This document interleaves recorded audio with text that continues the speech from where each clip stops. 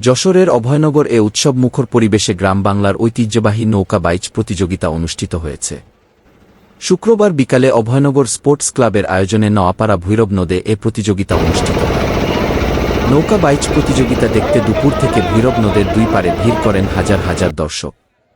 এবারের প্রতিযোগিতায় বিভিন্ন জেলা উপজেলার ৮টি নৌকা অংশগ্রহণ করে।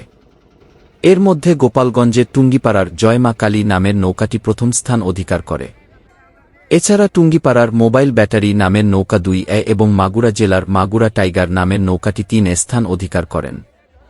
উপজেলার তালতলা খেয়াঘাট থেকে নৌকা বাইচ শুরু করে প্রায় 3 কিলোমিটার দূরত্বে নোয়াপাড়া ফেরিঘাট এলাকায় গিয়ে শেষ হয়। প্রতিযোগিতা শেষে নোয়াপাড়া ফেরিঘাট এলাকায় পুরস্কার বিতরণী অনুষ্ঠিত হয়। অভয়নগর স্পোর্টস ক্লাবের প্রধান উপদেষ্টা এম আশিকুজ্জামানের সভাপতিত্বে অনুষ্ঠানে প্রধান অতিথি ছিলেন ৮৮ যশোর ৪ সংসদীয় আসনে জামায়াতে ইসলামী মনোনীত প্রার্থী ও যশোর জেলা আমির অধ্যাপক গোলাম রসুল। বিশেষ অতিথি ছিলেন অভয়নগর উপজেলা জামায়াতে ইসলামীর আমির সরদার শরীফ হুসাইন, উপজেলার সাবেক আমির মাওলানা মশিউর রহমান। অনুষ্ঠান পরিচালনা করেন আমান উল্লাহ সাদিক। এ সময় জেলা, উপজেলা, পৌর ও ইউনিয়ন জামায়াতের নেতৃবৃন্দ উপস্থিত ছিলেন। আয়োজক কমিটি জানায়, নৌকা বাইচ প্রতিযোগিতা 2025 এর পুরস্কার হিসেবে প্রথম বিজয়ী দলকে 30,000, দ্বিতীয় বিজয়ী দলকে 25,000 এবং তৃতীয় বিজয়ী দলকে 20,000 করে টাকা দেওয়া হয়।